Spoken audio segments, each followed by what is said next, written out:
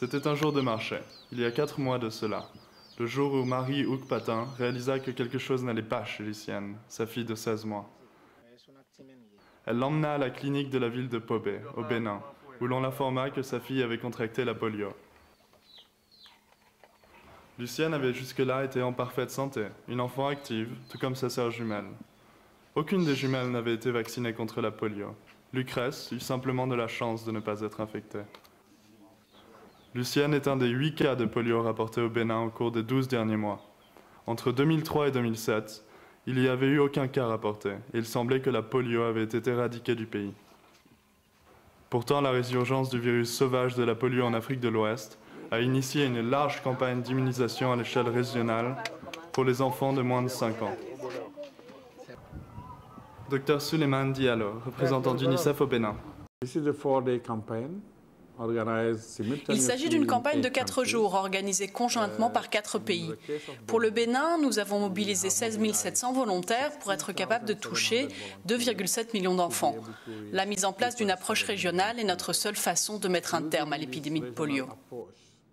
It's the only way that we have to put an end to the transmission of the polio. La campagne a été coordonnée par le ministre de la Santé, avec le soutien de plusieurs partenaires, dont l'Organisation mondiale pour la santé, UNICEF et Rotary International. UNICEF assure les doses de vaccins et coordonne la campagne de sensibilisation, qui a pour but d'informer les parents au sujet de la polio, ainsi qu'à la nécessité de la vaccination. Au démarrage de la campagne, le président Boni Yahi s'est porté volontaire pour aider à la vaccination de certains enfants. La stratégie de la campagne de vaccination est d'envoyer des volontaires faire du porte-à-porte, des centres-villes bondés aux communautés rurales isolées, en allant même jusqu'à utiliser des pirogues pour accéder à des zones telles que Ganvi, uniquement accessibles par voie d'eau.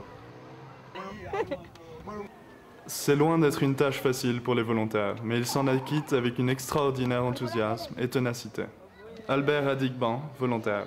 Cette maladie, c'est une maladie à ne jamais vue. Ça ne nous donne pas de courage.